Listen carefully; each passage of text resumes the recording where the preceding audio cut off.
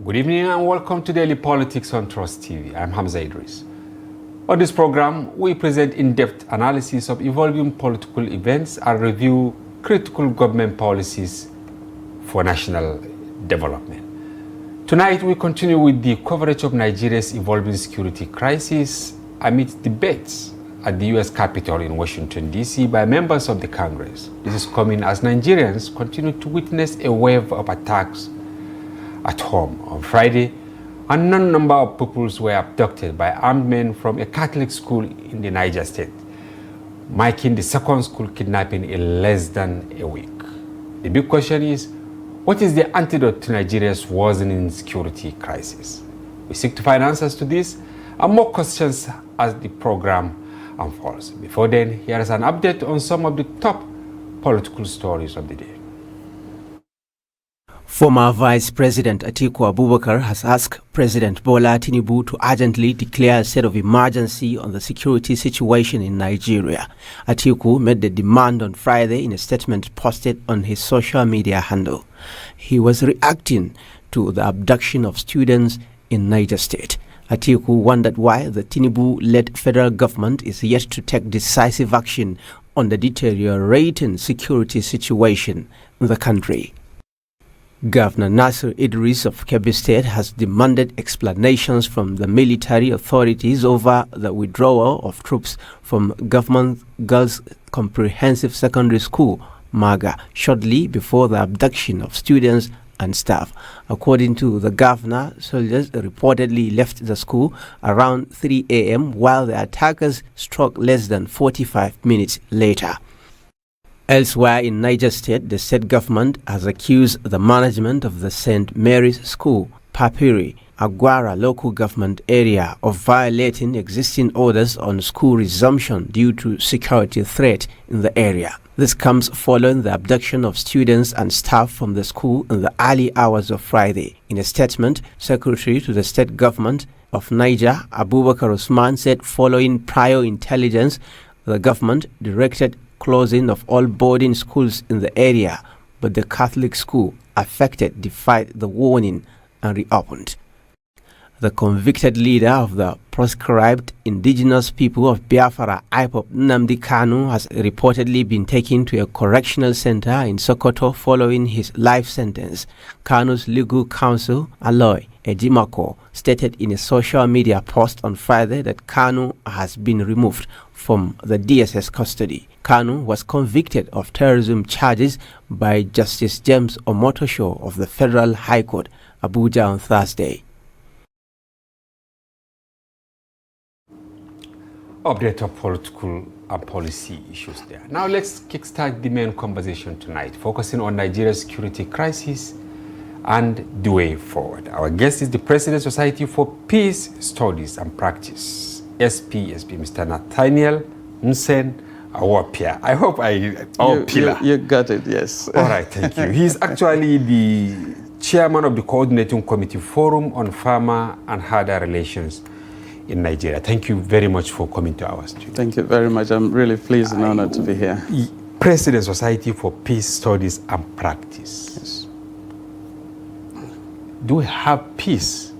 And are our leaders, political, security, practicing this peace you are advocating or working on?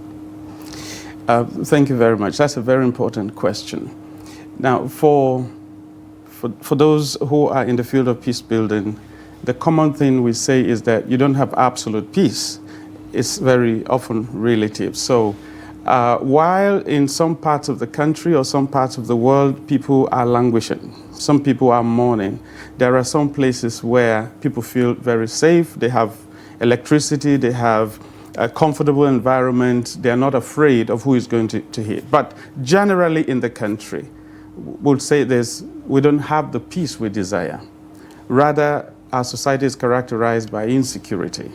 And that makes people feel unsafe. It makes people feel uncertain. It makes it difficult for people to plan for tomorrow because they don't know what tomorrow is going to bring. There's uncertainty. So that is how I can characterize our society today. I deliberately ask this question so as to set the tone of our conversation. You can see so many things in the last 1 week. Because on Monday it was in Kebbi State, at Maga, where students were picked. And then few days after, it was in Kwara State. Church was attacked. And then today, very early in the morning, it was the turn of Niger State. Some people are saying 52 students and pupils, but no official figure. But then you've seen our tidbit. Atiku asking the president to declare state of emergency. Could that be the way out? State of emergencies have been declared now and then in various sectors. It is what comes out of it that is more important. And if a state of emergency is declared in any sector for any reason, you want to be sure that the results will be desirable. For Nigeria, at this time, certainly a state of emergency, nobody needs to suggest it, I would say. It should be obvious. Because in June, we had Yelwata in Benue State. Overnight, 200 people massacred. It's only in Nigeria that when you say 5 people were killed, it sounds like it's no news. It has to be in hundreds. When it's less than 100, people feel like, that shows the value for life in the country. But if we understand the human rights of citizens, and we understand that an individual who suffers violence, should be cause for national action, then what has happened in the past week certainly calls for state of emergency. And it should not have been suggested. It's something that I would say, yes, it's something that should have happened naturally. But you see, when a political leader makes a statement, and then the person is either from the opposition or from the other end, it is perceived very often as a political statement. And then you begin to have people who are for or against. But let's look at it through the lenses of human rights. Okay. Is it fair? Is it right? Is it something to tolerate that in 1 week, across a number of states, terrorist attacks, bandit attacks, attacks that result in the kidnapping, the killing of more than 100 people, the disappearance of citizens, and we think it's okay? Now, I think somebody is going to sit somewhere and think something is wrong with that country called Nigeria, because we should not be comfortable about things like that. What do you think are the triggers? Because you are an expert in peace building. What are the triggers, especially of recent? Because we've been talking about this for more than 16 years now. When you go back to 2009 when we had the Boko Haram incidents. Now it has metamorphosed, it has snowballed into whatever you can call it. What are some of the triggers? Okay. The triggers, always call attention to root factors, but triggers. Is it possible that these things are happening now because there has been a declaration by the President of America, so people want to say, I dare you? Is it like say, I dare you, do what it is you think you could do? Or is it that the level of insecurity has worsened to a point that these things can happen? I heard somebody raising a question about the withdrawal of the military, and less than an hour after that, an attack came. One would say, why? Why the withdrawal? Was it intended? Did anybody anticipate it would happen? Or did the people trying to attack notice the withdrawal and took advantage of it? So there are a few factors. Is it possible that the statement by the President of America is making certain elements say, I dare you, go ahead and do what it thinks you want to do? We may not be conclusive, but that is something to look at. On the other hand, is this happening because there are loopholes in the system? Recently, we had change of security chiefs. Is it possible that the change created opportunities that people are taking advantage of? Or is it possible that this is also an opportunity for conflict entrepreneurs to wish to test the resilience of the new security leadership? Or is it just to create total instability? Because we're looking forward to 2026 being an election year, all things being equal. Is it to make the country ungovernable? So a lot of these are questions we can ask, scenarios we can build. But one has to also look at the bigger picture. Where is this all leading Nigeria? What is in it for those who are the conflict entrepreneurs? Why are they doing this? These are conversations that we need to have openly, because the fact is Nigeria has also become a country that is attractive to many conflict entrepreneurs, and we can break it down. Over the years, there were stories about mineral resources in Nigeria, and it was more like stories and stories and stories. Today, all across the country, where there are solid minerals, you hear of violent attacks, you hear of so-called armed headers, you hear of bandits, you hear of this. People that used to live peacefully in their communities are sent running away from their communities. Other people take over. Mining activities, get carried in those locations.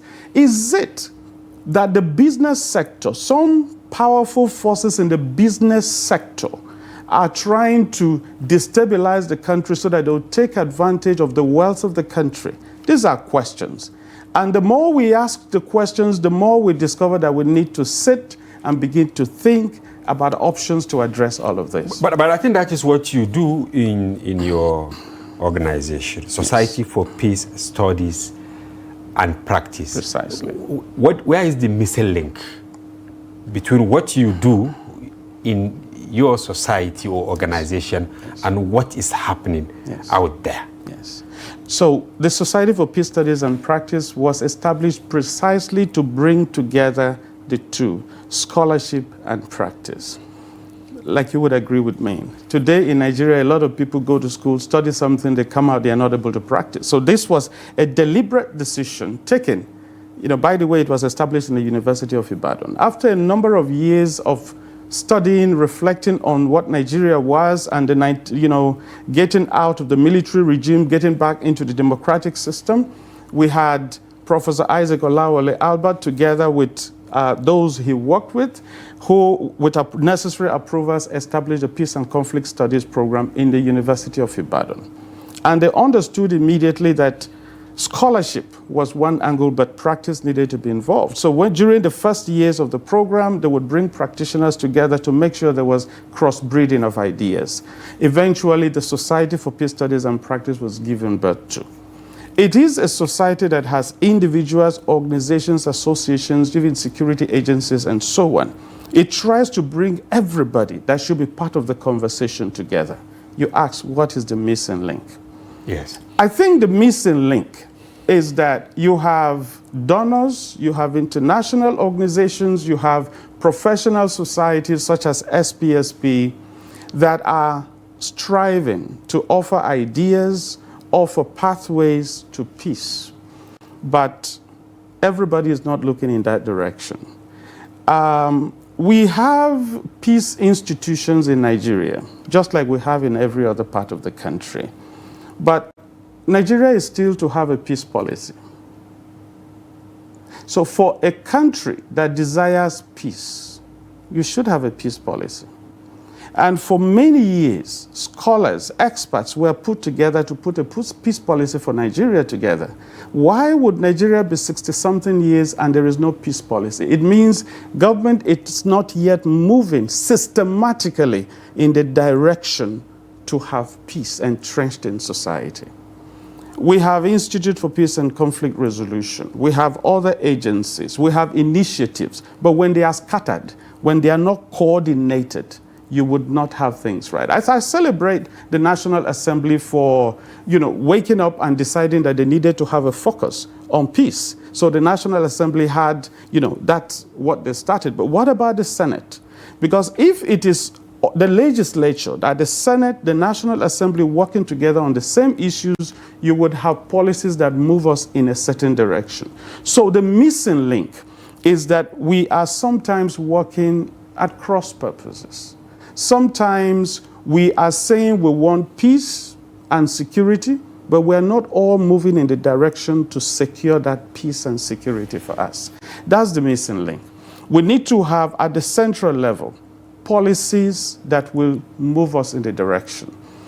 And there's another thing. A lot of these initiatives that promote peace, when you have them operating as projects rather than as systems, a donor agency comes and funds a peace project. You implement it. The donor stops. Everything stops. You don't have government ownership demonstrated by continuing, moving it up to scale. So when you have this, and research shows that we have lots of pilot projects. We have projects that should have been moved to scale and to become institutionalized. They are not institutionalized. So we just have a number of peace projects here and there, research. Then you also have credible organizations, universities, research institutes, SPSP annually publishing documents, but policymakers not making use of it. Good. Talking about policymakers, yes. Will you agree if I say that from top to bottom in Nigeria, I'm talking about those who are supposed to make the policies, yes. the political leaders, yes. The citizens, yes. We are all vulnerable and now susceptible to manipulation? I'm asking this because from the time President Trump made a declaration, yes. It's like the vulnerability in all of us was exposed. Will you agree with that? I agree. Why then? Now, if President Trump makes a statement, and apologies to anybody who thinks differently, today you hear somebody gets up and says, no, there's no attack on, let me just give practical examples. There is no attack on Christians, it is genocide. Somebody else says, no, we should not look at it that way. I don't want to call names. But why do we feel we need to disagree with the president? Rather than say, no, somebody made this statement, let's come together, let's look at the situation, let's look for solutions, let's demonstrate that Nigeria is capable of dealing with her problems. So for me, that's the vulnerability. Because one, the whole reaction to the statement by Trump suggests that the House is not together. We don't need to say, no, you are wrong. We need to just come together and agree. Are we experiencing genocide in Nigeria? I think that's a question everybody will agree.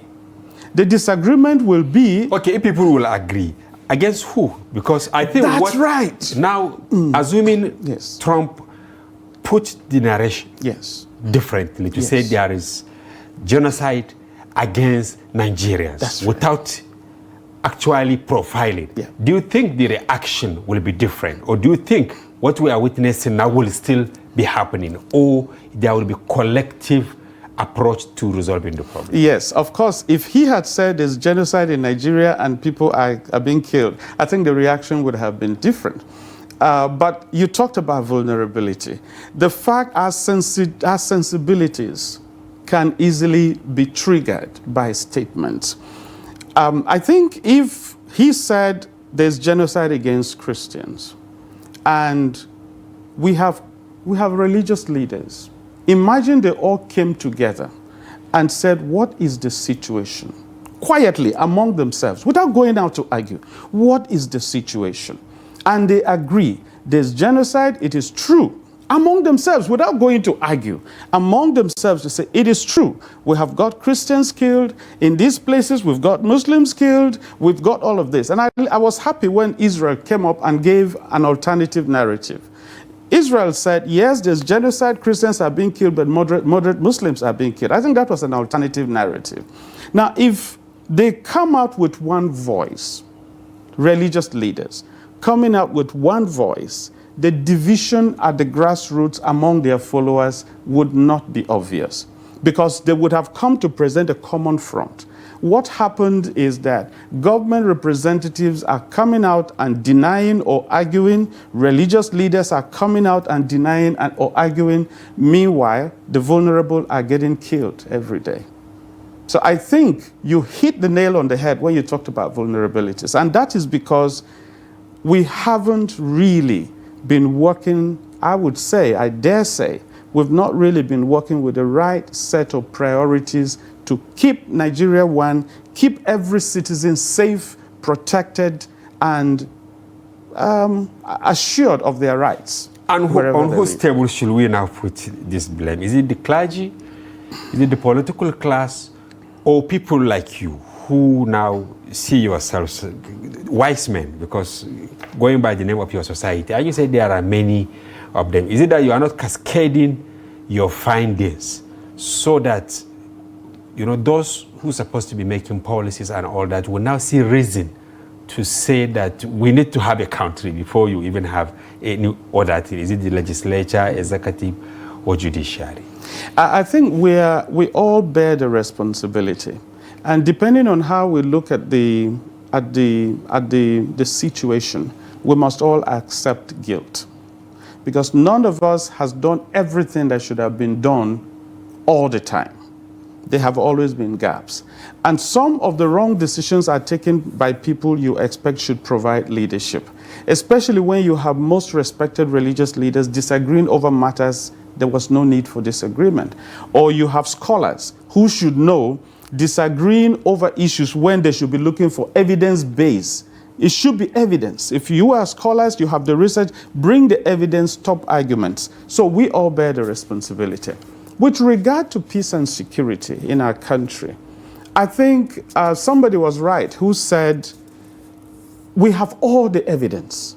Research has been conducted even as we speak.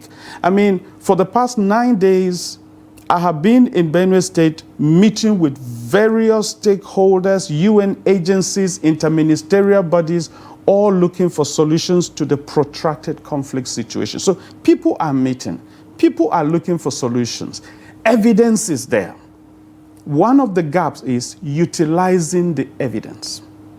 When you have evidence that these are the sources of insecurity, these are the causes of violence, this is what makes our society unstable, then you need somebody to use the evidence. Who uses the evidence?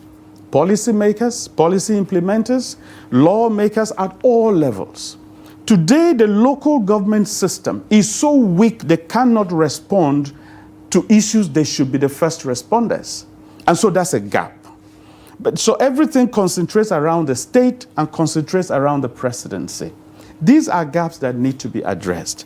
Now, when you have evidence that insecurity is as a result of ungoverned spaces in my local government here and here and here, lack of security personnel, lack of response capacity, and so on, the next thing is plan to address that. But when you put aside the evidence, and you go planning for things that are not the people's priorities, insecurity will remain. So you were asking, what is it we're not doing right? We're not using the evidence consistently and constructively enough. Now, just today, we had the government of Niger State saying there was actually an alarm that that area is not really safe. Yes. In Kebbi State, Yes. today, we had the governor saying the military withdrew. Yes. And then around 3 a.m., 40 minutes after, lo and behold, the terrorists went and picked these students. Is it that our leaders are working at cross purpose, or it's just to continue? There is actually war economy in what is happening. I actually use the word cross-purpose, so I agree with you. Sometimes we're working at cross-purpose. Otherwise, why do we see the gaps and allow the gaps to become opportunities for criminals to invade? You gave two examples, Niger and Kebbi. In Benue State, Yell Water, the community members knew. They raised alarm. Nothing happened. Overnight, 200 people. And I hear the community members. I was in a meeting with community members yesterday. I hear community members saying it was actually more than that number. So what could be the reason? And then the president visited Benue State after a number of days and was asking, why are there no arrests? That was when there was an arrest. When he said it. When he said, why are there no arrests? Meaning somebody is not doing his work. Somebody is not responding. Somebody is not taking the needed action. And when they are taking action too late. Why would a massacre occur today and you start taking action 5, 6, 7 days later? Is the criminal going to sit there waiting for you to find them? Of course, they are going to clean the traces. They are going to make sure they disappear. And so now you begin to hear people ask, is it that the delay was deliberate? But that can only be a question. It can only be a question. But you give room for such questions when you don't act as you should. Also, there were arrests. What has happened? People are still waiting to hear what is happening to the people that were arrested. Who are the and people? Sometimes to even give the names of the criminals tend to be something else. Yeah. Yeah. Okay. Now you are the, chairman coordinating committee, Forum Yes. on Farmer and Herder Relations Yes. in Nigeria. Yes.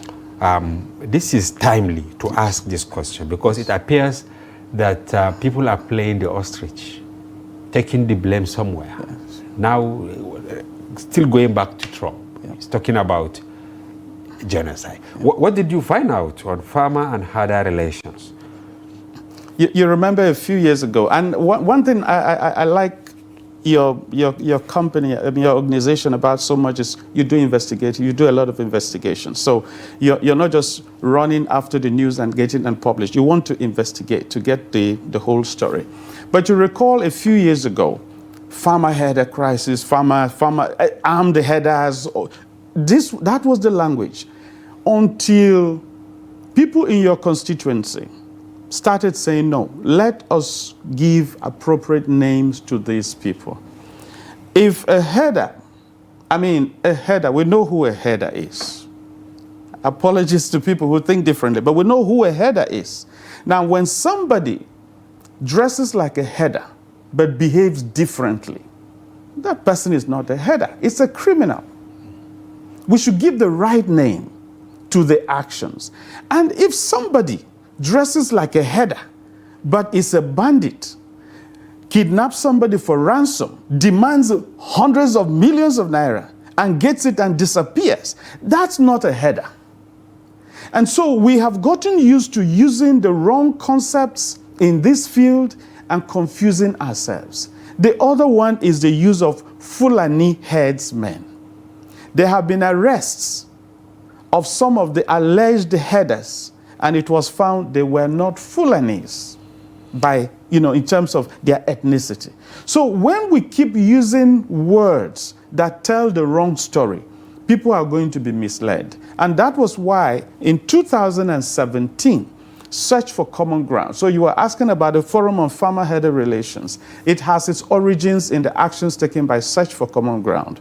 In 2017, Search for Common Ground convened about 45 different organizations. 45? Yes. Research institutions, universities, NGOs, national and local, individual experts in the field.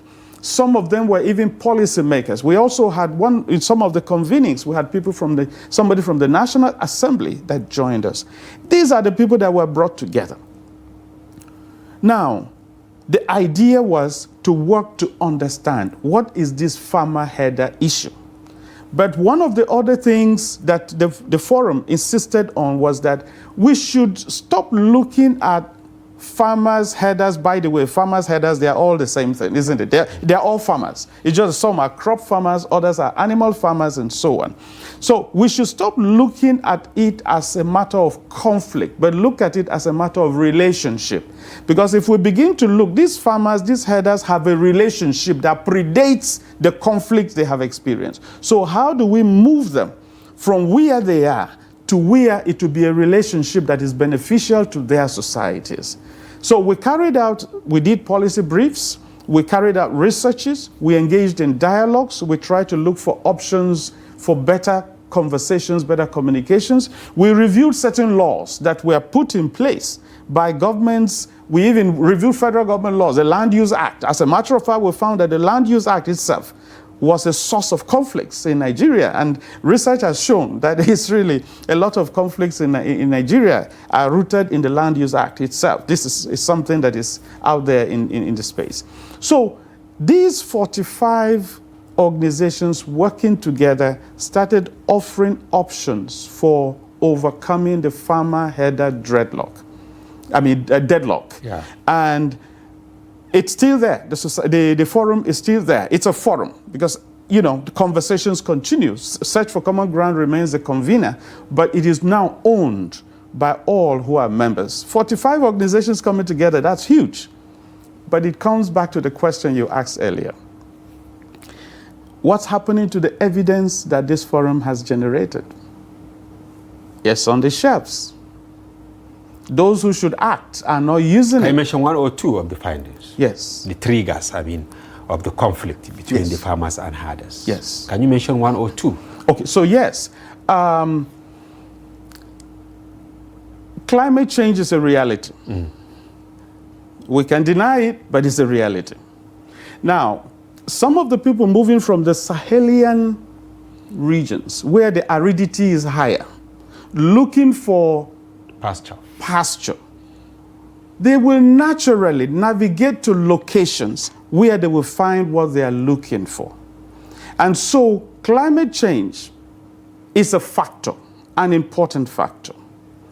The other reason is that when the Land Use Act was put in, when the grazing reserve law was put in place, certain locations were supposed to serve as grazing reserves where cattle should be. But that meant that those places should have everything that the herders need: water, pasture, health centers, schools, and so on. They should be there so that they can have everything in one place. Some of those locations that were supposed to serve for grazing, first of all, the land, there was no pasture, and there was no attempt to make it habitable and attractive to the herders. So when government puts a law and says, you herders stay here, but does not provide what they need to, they will move. So that's a second reason. The third one was we missed the opportunity. If herders were moving down south because they were looking for pasture, instead of fighting, and I say this based on hindsight, instead of fighting, why not immediately create a market for these people? They are looking for pasture. So why not before they come? Because this didn't happen overnight. Everybody tells the story. When I was a little child, every year at a certain time, herders would come down to my community. They would always visit my father, would take for the no-no, and so on. But after some time, you don't see them again. It means that there was a time they would come. There was a time they would leave. Until at a certain time, they would come, and some of them would not leave. And conversations were going on. Why are you not leaving? It's better here. If I go up there, I still have to come back. So it's better to stay here. That is when the opportunity should have been used. Why not at that time begin to think immediately of reserves? Activating the reserves, making them attractive. Or if that is not the case, we have open grazing prohibition. Okay, so prohibit open grazing, but create spaces where these people can stay, and you generate economy of scale from that. They will be there, you make money. Or why not invest in producing the pasture they are looking for? We missed opportunities. Today we are in that situation where we are trying to deal with issues that have already become endemic in some contexts, and we are trying to understand what are the options. We did a story here at the Daily Trust, which showed the number of grazing reserves that are laying fallow there. Yes. But then beyond that, unless you have the political will, yes, do you think governors, I don't want to call any state because we are looking for, antidote to the existing problem. Yes. And we don't want to play the ostrich. Yes. What advice will you now give governors in relation to this? Because unless we address the underground problem, I don't think it will solve the problem we are facing now? Is it bandit attacks, abduction in school, and all that? They all boil down to a certain problem that the governors are actually playing politics with. Yeah, maybe governors, but maybe the political class, or maybe even technocrats, or maybe everybody that is in a position to influence things. Because every governor has a lineup of commissioners, a lineup of advisors. And you notice that most of the time, the advisors are professors, eminent persons. They are not people picked from the villages. And so when a governor makes a mistake, the attribution will be that the governor made a mistake. But that governor has commissioners, he has advisors. In fact, he even has partners working on, in that area. Why are they not making sure the governor does not make a mistake? Because I don't think somebody who becomes a governor suddenly becomes a god and does not want to listen. When they make mistakes, they also expect to be corrected. There may be a few who are not willing to listen, but how many are they? So for me, I do not want to put all of the blame on the governors. Okay.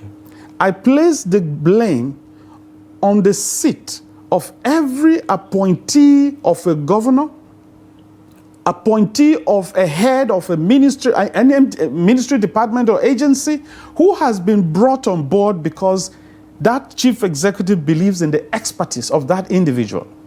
And when you take office, you should support that person to succeed.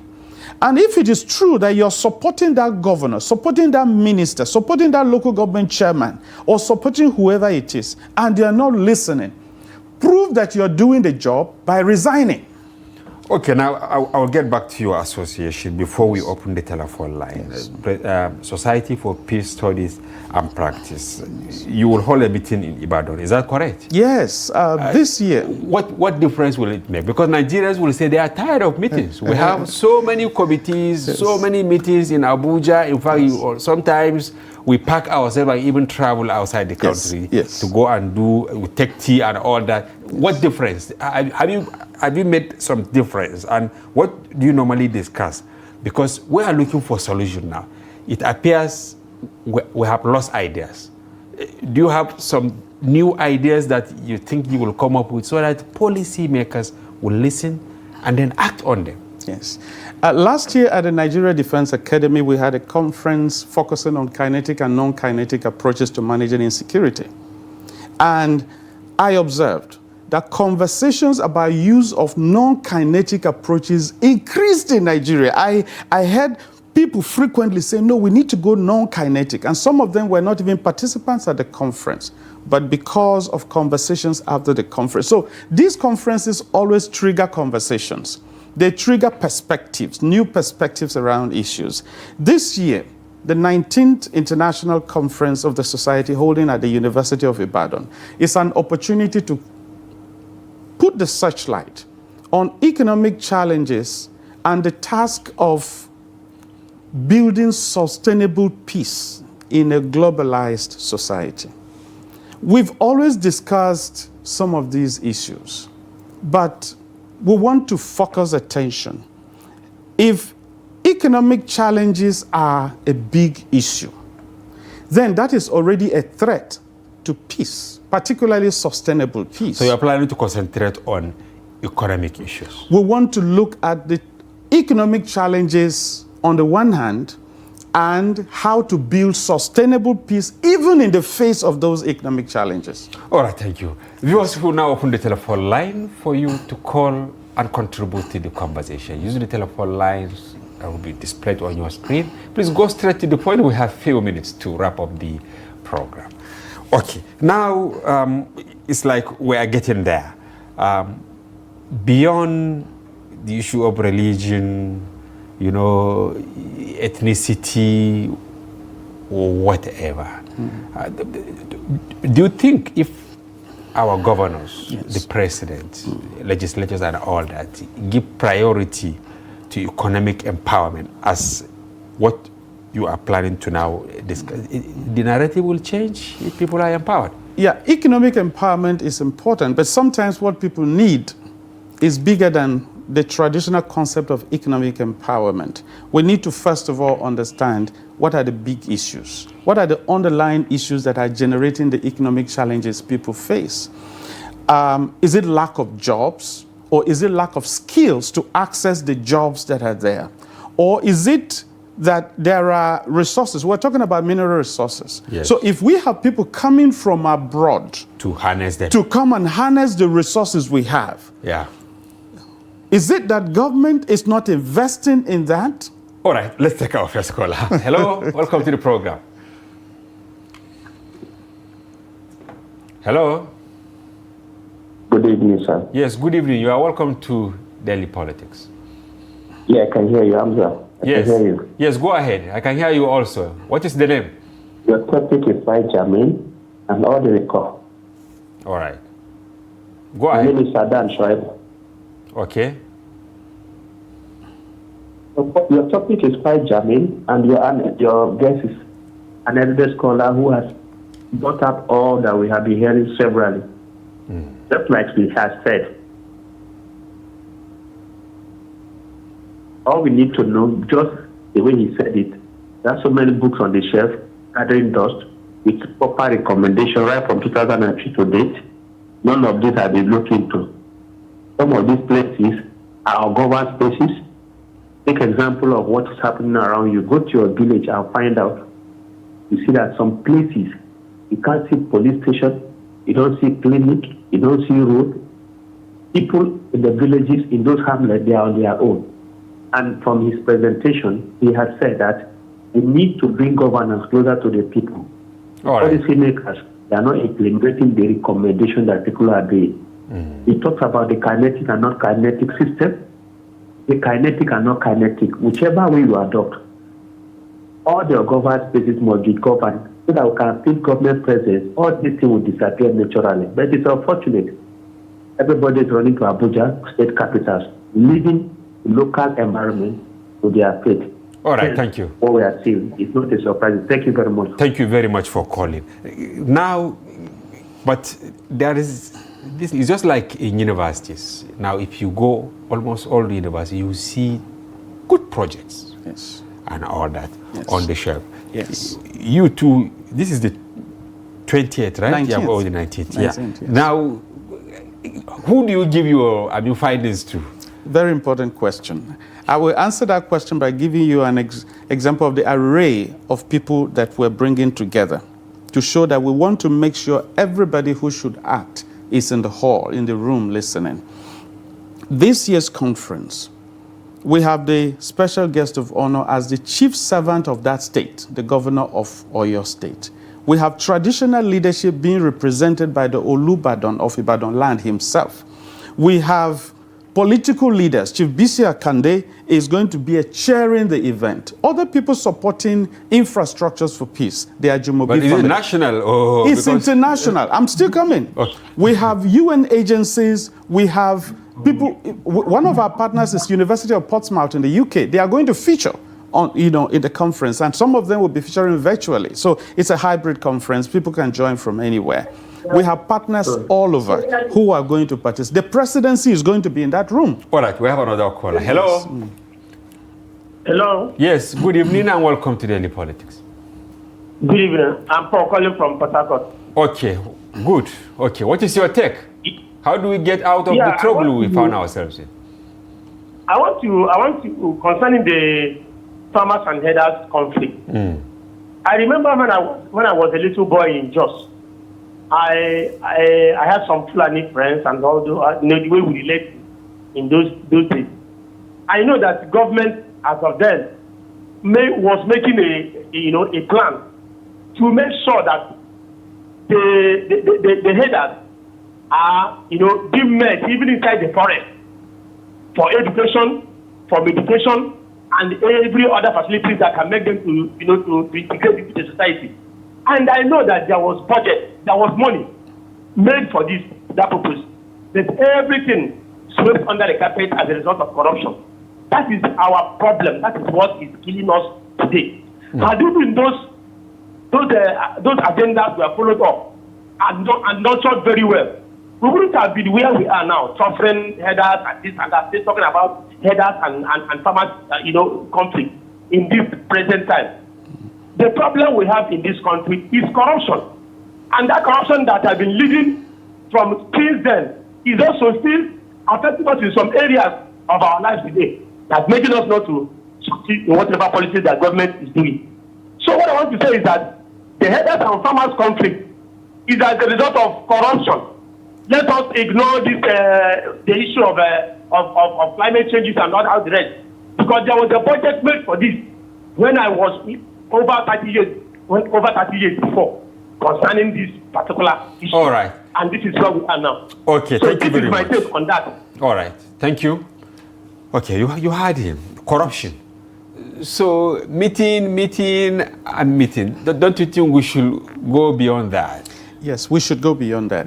And precisely because we should go beyond that, we need to start by having the right kind of conversation. It's not the same thing when you hold a meeting, closed door, discuss issues, then you come out and throw recommendations on government. People need to understand what the conversation was about. That is why the Society for Peace Studies and Practice conferences have everybody coming together to speak. So, for example, recently we had the Nigerian Forest Security Service given a boost. This is an institution that is going to help us manage some of the issues around ungoverned spaces, because the forest is where a lot of criminality takes place. You will not appreciate the challenges they are facing if you don't bring them to a conversation. So we have invited the Commander General of the Nigeria Forest Security Service to come and speak. The presidential initiative... reclaiming the ungovernable space. Exactly. We have the presidential initiative on community engagement, which is in the office of the president himself. He has a senior special assistant, Dr. Abiodun Esiet, who is in charge of community engagement for the North Central. Such great work she has been doing, meeting across states, establishing structures. We want to say, instead of sitting and listening on the on TV screens and not understanding the issues, the challenges that her office is facing, we have invited her. Please come to Ibadan. Let's hear what the issues are and let's see how we... So it's an open conversation. All right. When we do this, the solutions are not just going directed at them, because they are part of the conversation, they are part of identifying the solutions, and so we hope that it's going to be a different situation. Okay, as an expert on peace and practice, what do you think our leaders should do? We have less than 2 minutes to go now. Okay. We have our people in Kwara in the hands of bandits. Yes. We have them from Niger, those in, Kebbi State. Yes. What do you think should be done? We've spoken enough. Nigeria has spoken enough. Our leaders have spoken enough. Let action be seen. And I would say, in conscience, it's intolerable that Nigerians are kidnapped. We've talked about, those kidnapped, and some of them have been forgotten. But we keep forgetting people who are kidnapped. We mourn, we talk, and after some time, nobody talks about it. Until another one happens. Until another one happens. But can this happen in any other country? Of course, you know it can. Let any harm come to one single American today, and you see how America will react. Let an American be caught in an unpleasant situation. The president will leave his hallowed office and come to the community to sympathize with them. That is what they do. They appreciate the human life. It could be a child, it could be somebody with disability, it could be somebody in high places, it could be somebody that is a homeless person. They show responsibility.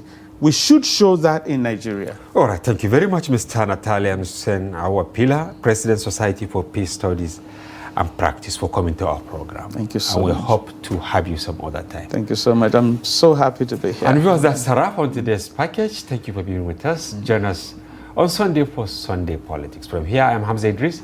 Good night.